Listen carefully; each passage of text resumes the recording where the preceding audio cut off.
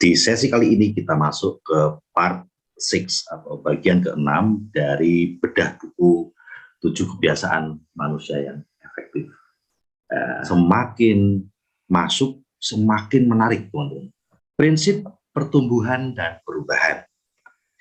Daya tarik yang besar dari etika kepribadian adalah adanya semacam cara yang cepat dan mudah untuk mencapai kehidupan yang berkualitas. Cara cepat dan mudah, ya, itu yang membuat daya tarik etika kepribadian.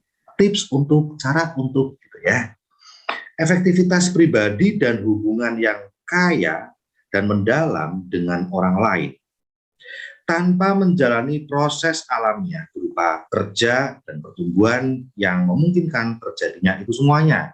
Ini kayaknya ada jalan pintasnya gitu ya. Etika adalah simbol tanpa substansi.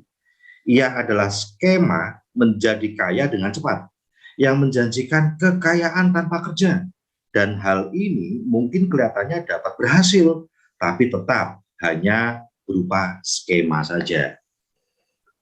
Etika kepribadian seringkali menyesatkan dan menipu untuk berusaha mendapatkan hasil yang berkualitas dengan teknik-teknik dan perbaikan cepatnya. Sama efektifnya dengan berusaha untuk tiba di suatu tempat di Chicago dengan menggunakan peta Detroit, atau saya ganti aja dengan yang di Indonesia. Berpikir bahwa saya akan tiba di Surabaya tapi dengan peta Jogja, misalnya saya dari Jakarta. Nanti saya bahas sedikit tentang ini. Dalam kata-kata Erich Fromm, seorang pengamat tentang akar dan buah etika kepribadian, seperti ini beliau berkata. Sekarang ini kita menjumpai individu yang berperilaku seperti manusia yang bergerak otomatis, yang tidak tahu atau tidak mengerti dirinya sendiri. Dan satu-satunya orang yang dikenalnya adalah orang seperti yang seharusnya.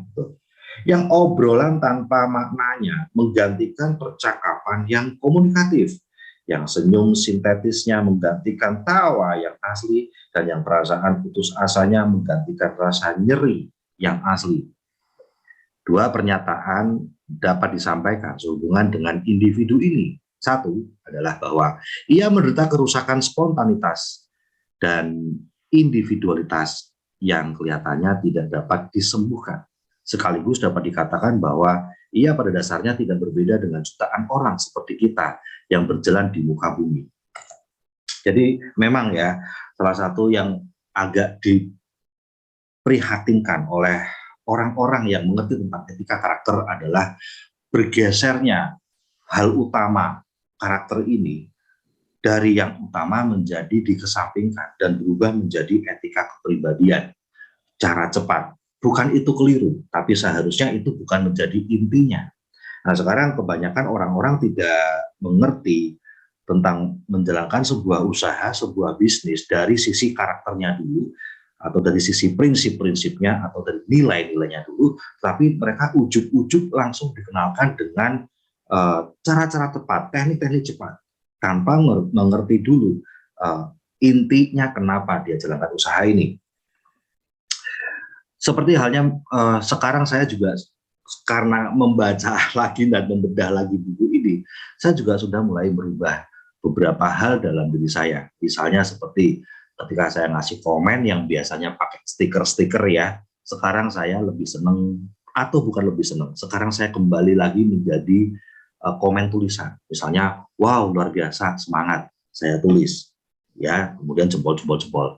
Di mana itu sebenarnya mencerminkan kedekatan hubungan penghargaan secara personal, karena lewat tulisan kita ada upaya ngetik, ada upaya untuk nulis, di mana itu sudah banyak berubah menjadi stiker gitu, jempol, stiker congratulation. Ya benar sih, itu keren gitu ya benar sih, tetapi sentuhan pribadinya, sentuhan yang menunjukkan karakternya dari diri kita itu sudah mulai berganti, berubah. Bukan salah, hanya tidak lagi ketemu intinya.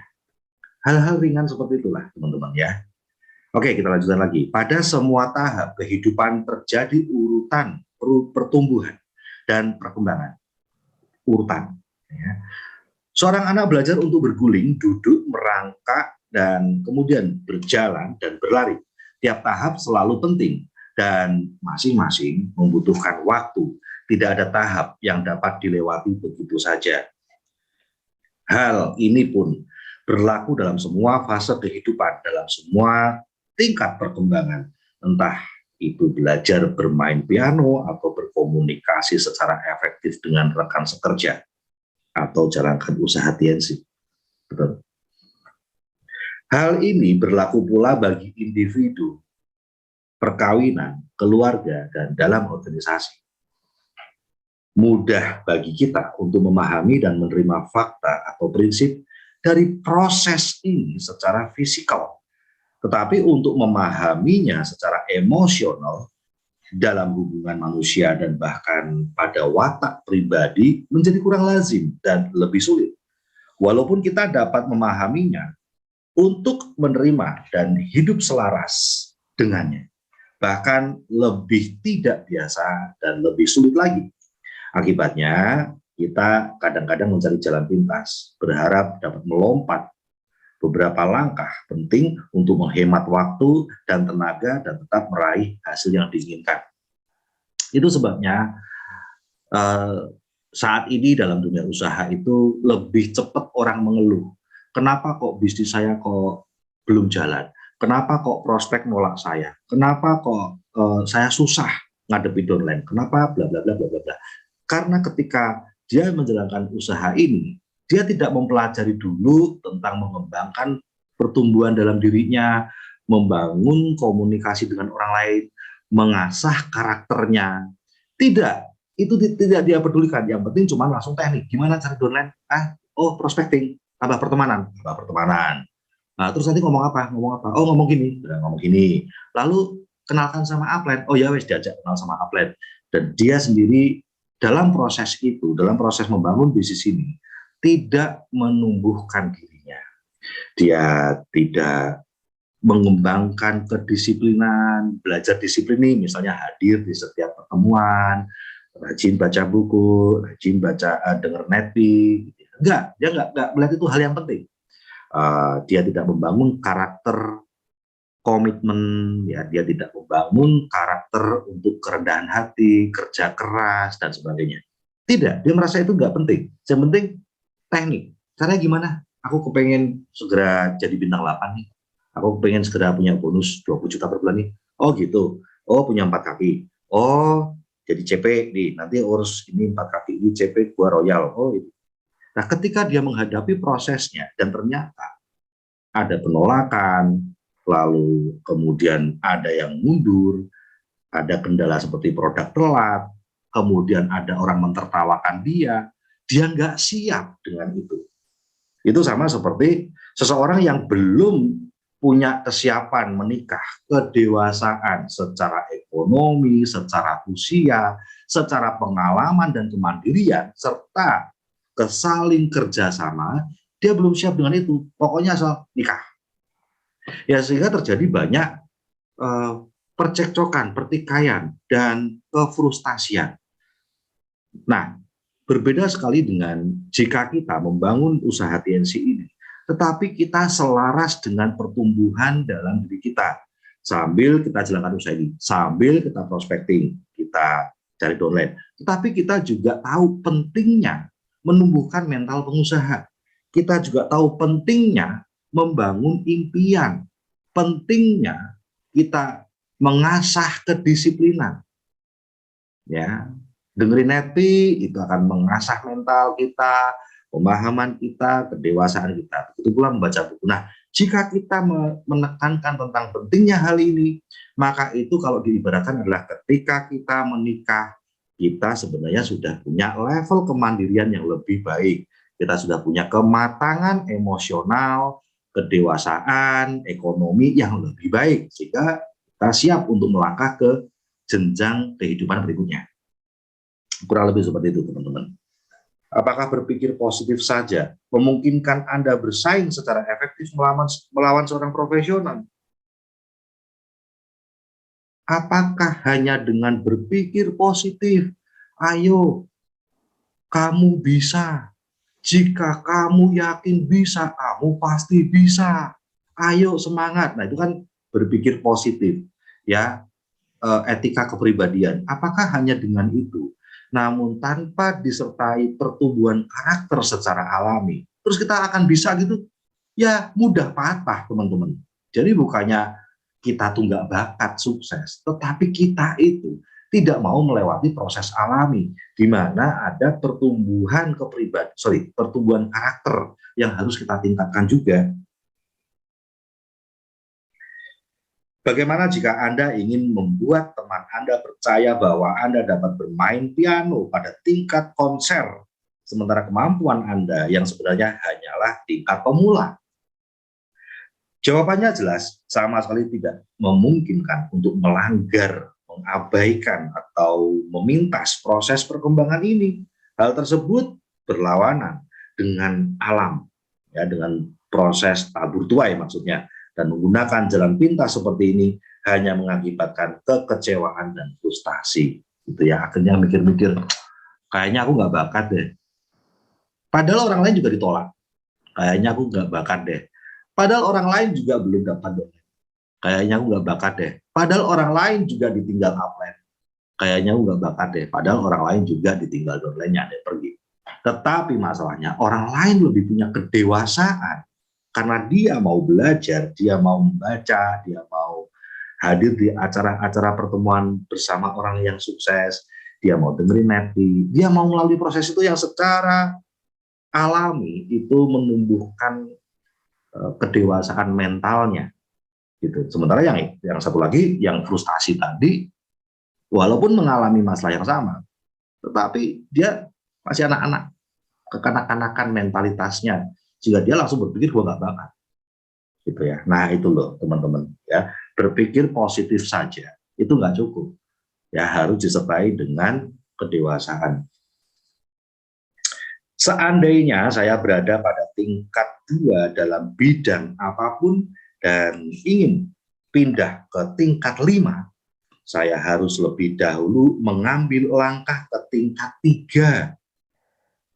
Perjalanan 1000 mil dimulai dengan langkah pertama dan hanya dapat dilakukan satu langkah demi satu langkah. Jika Anda tidak membiarkan seorang guru mengetahui tingkat kemampuan Anda dengan mengajukan pertanyaan atau dengan mengungkapkan ketidaktahuan Anda tidak akan belajar atau bertumbuh. Pengakuan tentang ketidaktahuan sering merupakan langkah pertama dalam pendidikan. Jadi kita mengakui bahwa saya nggak tahu. Itu justru itu hal bagus. Itu adalah langkah pertama kalau pengen tahu, gitu ya. Di pengalaman nih sekarang. Saya ingat satu kejadian ketika 2 gadis remaja, putri seorang teman, datang kepada saya sambil menangis, mengeluh tentang kekasaran dan tidak adanya pengertian dari ayah mereka. Mereka takut untuk terbuka kepada orang tua mereka karena takut akan akibatnya. Namun mereka sangat membutuhkan kasih, pengertian, dan bimbingan dari orang tua mereka. Saya berbicara dengan ayah dan ayahnya. Saya berbicara dengan si ayah dan ternyata ia sadar secara intelektual akan apa yang tengah terjadi. Namun, walaupun ia mengakui memiliki masalah dalam mengendalikan kemarahan, ia menolak bertanggung jawab dan menolak menerima secara jujur kenyataan bahwa tingkat perkembangan emosionalnya masih rendah. Harga dirinya terlalu tinggi untuk mengambil langkah pertama menuju perubahan. Nah, ini teman-teman, ya, yang selalu jadi masalah kita untuk membuat sebuah perubahan yang lebih baik itu masalah harga diri, ego. Seharusnya harga diri ini kita pakai untuk sukses, gitu ya, bukan kita pakai untuk rendah hati dan mau belajar lebih baik, gitu. Saya dan Anda punya harga diri, maka kita harus buktikan kepada orang-orang yang sudah menghina kita lewat sukses kita. Kita gunakan harga diri untuk itu. Tetapi untuk upline kita, janganlah gunakan harga diri itu, ya, karena itu tidak ada gunanya untuk mau belajar. Kalau bersama orang-orang yang peduli sama kita, pengen kita sukses, mau membantu kita untuk sukses, kita harusnya punya kerendahan hati. Ya, bukan harga diri, tapi kerendahan hati. Gitu ya. Oke, begitu pula untuk downline kita, teman-teman. Ya, kita harus punya kerendahan hati, kita harus selalu berpikir bahwa ya, gue tuh butuh mereka juga, gitu. Aku tuh butuh mereka, walaupun aku bisa cari downline terus, cari downline baru, tapi aku tetap butuh downline yang sekarang ada untuk bekerja sama. Aku bantu target mereka kena, agar target itu kena. Jadi untuk tim bisnis kita kayaknya nggak perlu harga diri ya, baik upline ataupun downline. Itu hanya kita gunakan untuk apa ya, untuk impian kita dalam hal kita harus mencapainya. Itu adalah martabat kita. Nah, gitu ya. Tapi jangan kita terapkan untuk upline atau domain kita. Ya. Oke. Untuk berhubungan secara efektif dengan istri, suami, anak, teman, ataupun rekan sekerja, kita harus belajar mendengarkan. Dan ini memerlukan kekuatan emosional. Mendengarkan memerlukan kesabaran, keterbukaan, dan keinginan untuk mengerti. Kualitas watak yang telah sangat berkembang. Memang jauh lebih mudah bertindak pada tingkat emosional yang rendah dan memberi nasihat tingkat tinggi. Lebih mudah kasih nasihat. Jujur nih teman-teman, beberapa hari yang lalu ketika saya, Bu Sari, dan si Al kami sedang makan siang, Audrey udah naik ke kamar, dia udah ngantuk kayaknya ya. Nah, entah pembicaraan apa, tahu-tahu tiba ke sebuah topik di mana Bu Sari ngasih masukan pada saya tentang sikap yang saya harus rubah gitu di usaha ini. Ada beberapa hal yang Bu Sari lihat itu kurang bagus. Ya, ada beberapa hal yang waktu dia lihat saya ngobrol, waktu lihat saya diskusi gitu ya. Pokoknya ada beberapa hal yang Bu Sari nggak seret gitu. Karena dia membayangkan dia seorang wanita. Saya lagi diskusi dengan downline yang juga wanita kan. Nah, itu terjadinya sebenarnya sudah lama. Tetapi kemarin beberapa hari yang lalu, Bu Sari kemudian dalam diskusi kami, itu dia ingat dengan peristiwa itu, terus dia ngomongin itu. Pak, kayaknya nih, itu pun Bu Sari untuk ngomong juga dia nggak asal koreksi gitu ya. Dia pakai pembukaan supaya tidak tampak sedang mengkritik. Ya, dia pakai pembukaan supaya saya tahu bahwa maksudnya baik gitu ya. Pak, ini kalau misalnya boleh ngasih masukan nih, kan gue sama-sama cewek nih, sama temen yang cewek-cewek itu. Nah, however, wanita itu bla bla bla bla bla bla bla bla bla. Nah, waktu itu gue dengerin lo tuh lagi diskusi tuh sama downline lo yang dia sebut namanya karena dia inget waktu itu kan saya nyebut nama downline lo. Nah, ada bagian yang gue nggak seret lu ngomongnya itu. Gue membayangkan ya kalau gue tuh dia gitu. Nah, jadi sebaiknya Pak, untuk yang setiap kali ngomong yang topik itu, lu nggak usah ngomongin deh. Gitu. Ya, jadi di saat menerima masukan itu, jelas perasaan saya nyaman atau nggak nyaman? Yo nggak nyaman. Mana ada orang dikoreksi, sekalipun sama pasangan sendiri akan nyaman. Dikoreksi siapapun, nggak ada nyamannya. Gitu ya. Nah, tetapi saya mengerti tujuan dia memberi masukan itu, meminta saya mengubah sikap saya itu adalah untuk tujuan baik. Tujuan baik bagi kami dan tujuan baik bagi orang yang berkomunikasi dengan saya, yaitu dosen saya tadi.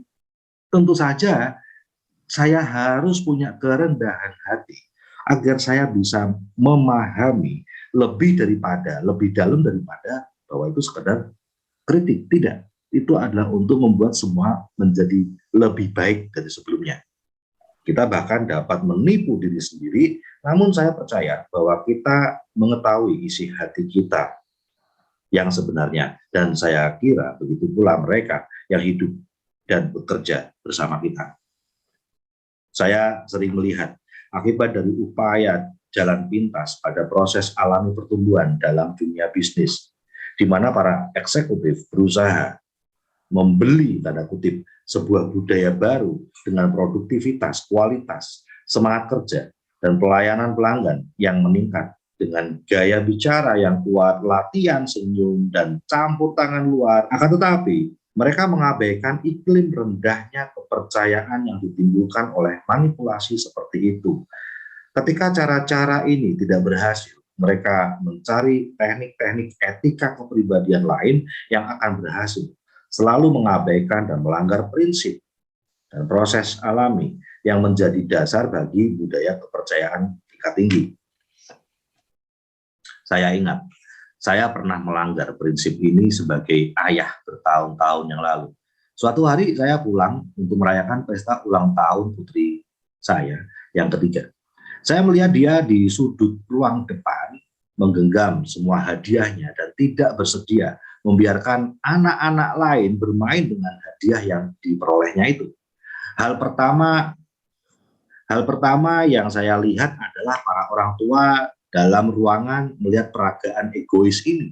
Saya merasa malu dan lebih malu lagi karena waktu itu saya mengajar mata kuliah hubungan manusia. Dan saya tahu atau setidaknya merasakan apa harapan para orang tua ini. Suasana dalam ruangan benar-benar tidak enak. Anak-anak berkerumun di sekeliling putri kecil saya dengan tangan terjulur mengajak bermain dengan hadiah-hadiah yang baru saja mereka berikan. Dan putri saya menolak dengan kekeh. Dalam hati saya berkata, saya tentu harus mengajar putri saya untuk berbagi. Arti berbagi merupakan salah satu hal paling mendasar yang kami yakini. Saya lalu mencoba meminta secara lembut, sayang, maukah kamu meminjamkan mainan yang baru saja mereka berikan kepadamu? Enggak, jawabnya datar. Cara kedua adalah kemudian dengan sedikit penalaran. Sayang, kalau kamu mau meminjamkan mainanmu, maka kalau kamu pergi ke rumah mereka, mereka pun akan meminjamkan mainan mereka kepadamu. Kembali jawabannya adalah enggak. Saya menjadi lebih malu karena jelas saya tidak mempunyai pengaruh. Padahal saya dosen mata pelajaran hubungan manusia. Cara ketiga, menyuap. Dengan berbisik, saya berkata, sayang, kalau kamu mau meminjamkan mainan kamu, ayah akan beri kejutan istimewa. Ayah akan beri kamu permen karet. Aku nggak mau permen karet, bentak putri saya. Saya menjadi jengkel, saya mencoba cara keempat. Saya mulai mengandalkan ancaman. Kalau kamu tidak mau meminjamkan mainanmu, kamu akan dihukum. Aku nggak peduli, teriaknya. Ini semua mainanku. Aku tidak perlu meminjamkannya. Itu jawab putri saya. Akhirnya, saya mengandalkan kekuatan. Saya cuma mengambil beberapa mainan tersebut dan memberikannya kepada anak-anak lain. Ini anak-anak, mainlah. Udah deh, nggak pakai ngomong, nggak pakai babi bu, ya. Ambil aja tuh semua mainan-mainan kado-kado tadi, terus dikasih ke teman-temannya yang sudah nungguin pengen mainan bareng gitu. Dah dipakai, dah main, gitu. Tanpa mempedulikan anaknya si Stephen Covey tadi. Barangkali putri saya memerlukan pengalaman memiliki benda-benda tersebut sebelum ia dapat meminjamkannya. Sebenarnya, jika saya tidak pernah memiliki sesuatu, apakah saya dapat benar-benar memberikan pada orang lain? Ini loh yang tidak dipahami. Bukannya anak kita pelit, tetapi dia butuh untuk merasakan dulu. Dia punya benda-benda itu. Dia punya barang-barang itu. Yang membuat dia tidak mau berbagi lebih dulu adalah karena dia sendiri tuh belum pernah merasakan punya barang-barang itu, boneka itu, ya itu kan kado-kado dari temannya. Dia belum pernah punya boneka seperti itu, ya. Kemudian robot-robotan seperti itu. mainan-mainan seperti itu. Dia butuh punya pengalaman untuk merasakan dulu. Biarkan dia main dulu. Kita bisa pinjamkan mainan yang lain dari punyanya anak kita kepada teman-temannya. Biarkanlah anak kita merasakan dulu sendirian dulu, asik dulu dia menikmatinya. Sebenarnya kita juga seperti itu kan. Dan ia membutuhkan saya sebagai ayah yang dapat meningkatkan kematangan emosional yang lebih tinggi melalui pengalaman itu. Namun saat itu saya lebih menghargai pendapat orang lain tentang diri saya daripada perkembangan anak saya dan hubungan kami bersama. Ini dia, ya. Di saat itu terjadi, Stephen Covey bukan memikirkan tentang anaknya, dirinya, dan hubungan mereka. Di saat kondisi seperti itu, karena itu adalah acara ulang tahun, anak-anak, teman-teman anaknya pada datang, ada orang tua mereka juga, yang ada kan perasaan malu. Etika kepribadian, di mana cermin masyarakat, pandangan masyarakat itu benar-benar menguasainya. Sehingga dia tidak memikirkan prinsip-prinsip yang benar. Dia tidak memikirkan apa yang sebenarnya terjadi dalam diri anaknya dan bagaimana dia seharusnya bersikap untuk anaknya dalam kaitan hubungan antara ayah dan anak itu sampai nggak kepikir gitu teman-teman. Saya sekedar menggambarkan keputusan awal bahwa sayalah yang benar, dia harus berbagi, dia salah karena tidak melakukannya. Itu pikiran awalnya dia kan. Barangkali saya memaksakan harapan yang tinggi terhadapnya justru karena saya sendiri berada pada tingkat yang lebih rendah. Saya tidak mampu atau tidak bersedia memberi kesabaran atau pengertian, sehingga saya mengharapkan ia mau memberi benda-bendanya. Dalam upaya mengimbangi kekurangan saya meminjam kekuatan dari posisi dan otoritas saya untuk memaksanya melakukan apa yang saya ingin agar ia kerjakan.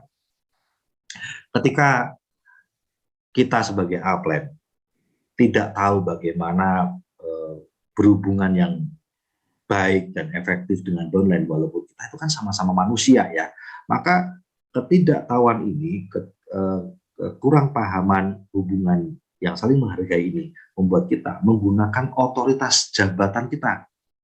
Ya, kamu kan downline, masa kamu nggak respect sama upline sih? Ayo, upline minta ini, ya ini lakukan. Nah itu sudah memakai posisi jabatan untuk membuat orang melakukan sesuatu yang kita inginkan. Dan itu sebenarnya adalah level emosional yang paling rendah, karena dia tidak tahu bagaimana caranya untuk membuat orang lain mau melakukan yang dia inginkan tanpa harus merasa kayak terpaksa gitu ya teman-teman ya. Tapi benar-benar dia mau melakukannya, merasakan itu hal yang benar untuk dilakukan gitu. Tapi meminjam kekuatan menyebabkan kelemahan. Ya, meminjam kekuatan dari posisi, dari jabatan gitu ya, itu malah menyebabkan kelemahan. Cara ini menyebabkan kelemahan pada si peminjam karena mengukuhkan ketergantungannya pada faktor luar untuk menyelesaikan sesuatu. Ya, faktor luar itu yaitu tadi jabatanku, ya, posisiku.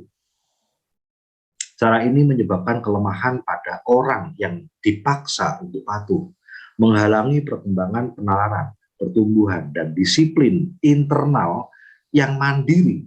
Juga cara ini menyebabkan kelemahan dalam hubungan, rasa takut menggantikan kerjasama, dan kedua orang yang terlibat menjadi lebih semena-mena dan defensif. Yang satu semena-mena, yang satu defensif. Defensif itu apa ya? Ngeblok gitu ya, ada tembok gitu. Ya. Apa yang terjadi ketika sumber kekuatan yang dipinjam ini, entah itu ukuran yang superior atau kekuatan fisik, posisi, jabatan, otoritas, gitu ya, simbol status, ya, penampilan, prestasi, masa lalu, aku tuh peraih reward loh, gitu misalnya ya, kamu harus nurut, aku tuh peraih reward. Ya. Apa yang terjadi kalau itu berubah atau tidak lagi tersedia? Terus gimana tuh kalau kita nggak punya itu semuanya? Ya. Terus jadi nggak punya kekuatan gitu, jadi nggak bisa membuat orang lain kerja sama kita gitu, ya.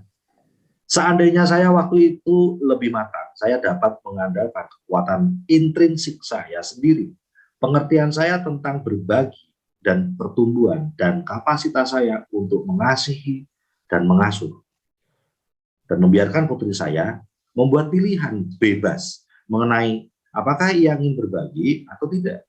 Barangkali sesudah berusaha bernalar dengannya, saya dapat mengalihkan perhatian anak-anak lain pada sebuah permainan yang lebih menarik, sehingga melepaskan semua tekanan emosional pada anak saya. Saya belajar bahwa segera sesudah anak-anak memiliki rasa memiliki yang nyata, mereka akan bisa berbagi sendirinya, dengan bebas dan spontan. Pengalaman saya memperlihatkan bahwa ada waktu untuk mengajar dan ada waktu untuk tidak mengajar. Ketika hubungan menjadi tegang dan suasana penuh dengan emosi, suatu upaya untuk mengajar sering dipandang sebagai suatu bentuk penjatuhan keputusan dan penolakan. Akan tetapi jika saya mengajak si anak dengan tenang, malah dapat memberi dampak yang lebih besar pada saat hubungan sedang baik dan mendiskusikan norma atau nilai. Mungkin saja kematangan emosional untuk melakukan hal tersebut berada di luar tingkat kesabaran dan kendali internal saya waktu itu. Mungkin rasa memiliki perlu timbul sebelum ada keinginan yang tulus untuk berbagi. Banyak orang yang memberi secara mekanis atau menolak untuk memberi dan berbagi dalam perkawinan dan keluarga karena mungkin mereka tidak pernah mengalami sendiri apa artinya memiliki diri sendiri, pengertian sendiri akan identitas dan nilai dirinya. Untuk sungguh-sungguh membantu anak kita tumbuh, mungkin diperlukan kesabaran yang cukup untuk membiarkan mereka mendapatkan rasa memiliki, kebijaksanaan yang cukup untuk mengajarkan mereka nilai memberi dan kesediaan diri untuk menjadi contoh. Ketika orang mau berbagi, sebenarnya dia harus lebih dulu merasakan rasa memiliki. Ya, ini menarik sekali. Nah, untuk part berikutnya, bagian 7, ini luar biasa, teman-teman. Ya, ini judulnya. Dan ini sering dipakai untuk seminar. Cara kita melihat masalah merupakan masalah itu sendiri.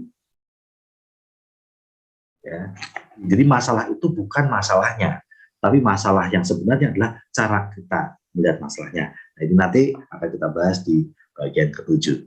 Semoga bermanfaat bedah buku kali ini. Sukses selalu buat Anda.